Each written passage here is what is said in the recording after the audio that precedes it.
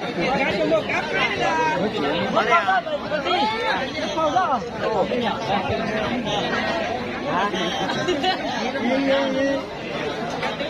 呀，刚才全部都是给这个我是一股票。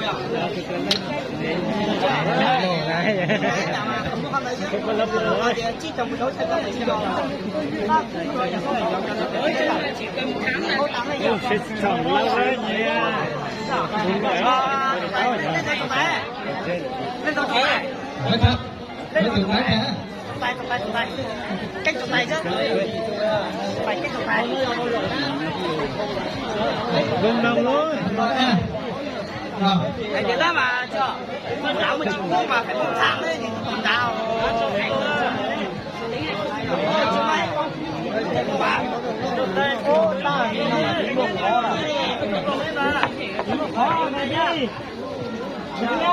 Mày nghe con mua chỉ khẩu trái mà là lâu bây giờ nó bắt chữa thôi đi mua hỏng đi chuẩn bị nhá. Nhìn thằng ơi, đó bạc của cái mùa đấy. Bài ra có mấy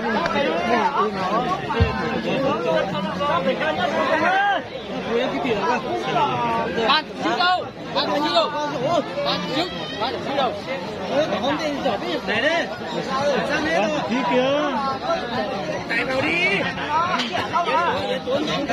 đây nhỉ con từ từ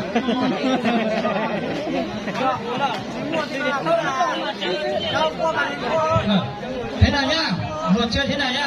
Nếu ai mà qua cái bài này đấy thì thua nhá. Nếu mà ai ra ngoài cái vòng này trước thì là thua. Chơi chết kìa mà bên anh ơi bao giờ là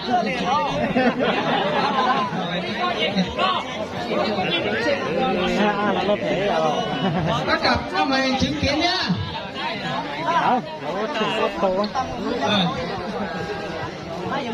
Nếu từng là nhá, nếu mà ai qua thì thua nhá. Và đây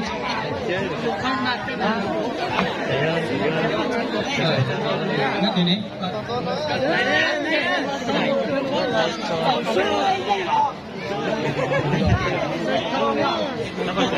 Nhớ là gì? Vì là 100, nhớ là 200.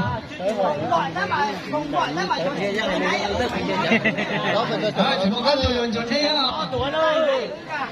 Không hai cái chân này thì gì nhớ hết to. Thế hai bé thì nhớ gì?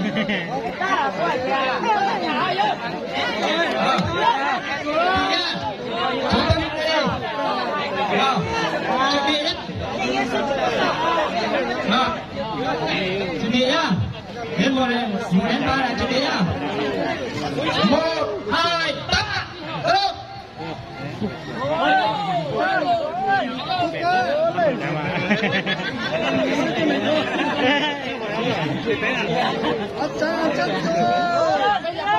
Anh là đi.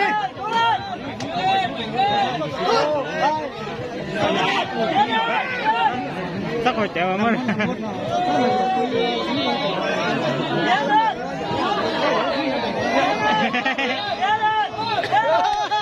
Chết thắng mà mua nữa.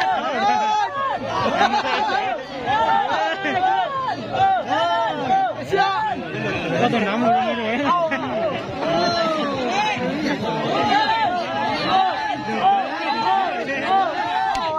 Anh có xếp đâu thế à? Gặp tao đủ tiền á.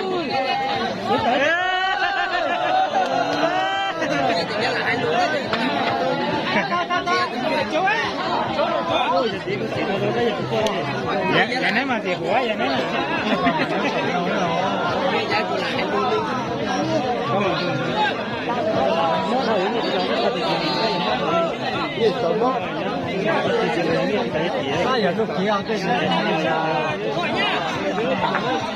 đi về ra cá té à, đi về cá tới à. nếu mà cứ cái gì vậy thì tàu cái này nó còn tàu qua Mà lúc tôi có tờ sách. nó mà Đúng rồi đấy. Nó đến 70, 80 không bao giờ chịu đâu.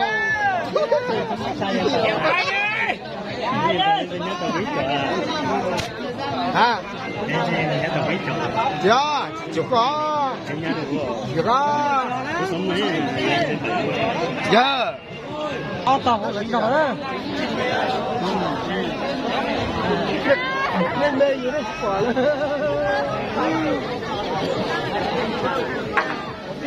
Chỉ lấy gì đó lấy gì qua. Chỉ lấy đó.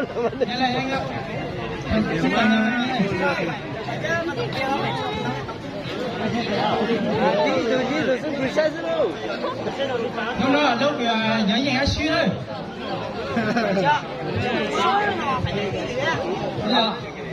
Em lại em bên này. Chuẩn bị. Thôi. Thôi. Một điểm bắn. 1, 2, 3. Mình vào em ơi. Đi nào. Cái bật cái này. Hey, ba.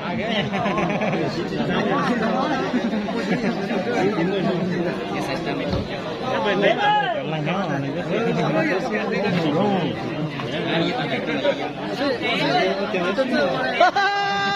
Đi chăm vào. Ra ra ra.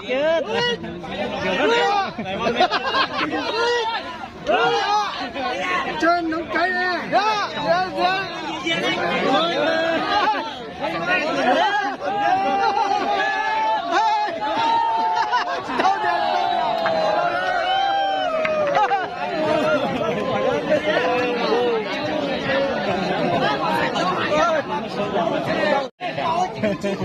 Ăn tiền á, lúc ấu thì tiền tiền chồng. Đi. Không nghe ai đó, của chị ai đó. Tất thầy của nhau nó là tổng chế tiền.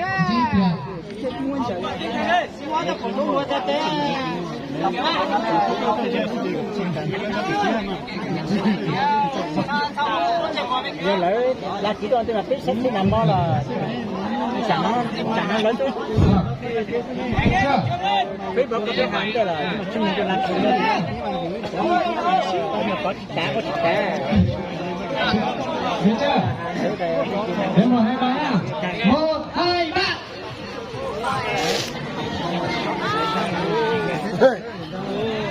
Không thấy đâu. Không chưa.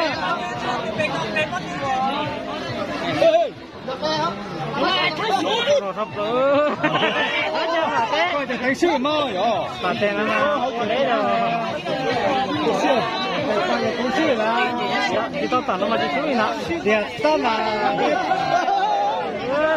ôi giờ nó dấu xí giờ nó dấu xài nó dấu hiểu giờ chỉ tao bị cái gì nó tao chỉ tao mày tao không được tao thì tiền nào ba hả giờ có cái tuổi giờ chỉ có chồng nó cái tuổi quá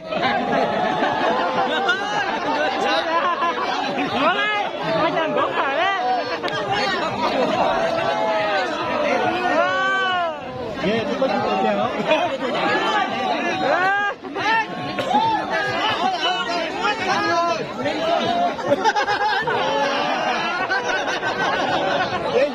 subscribe cho kênh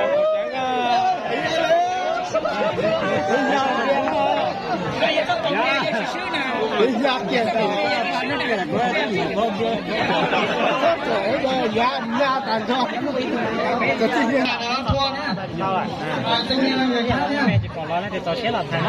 không bỏ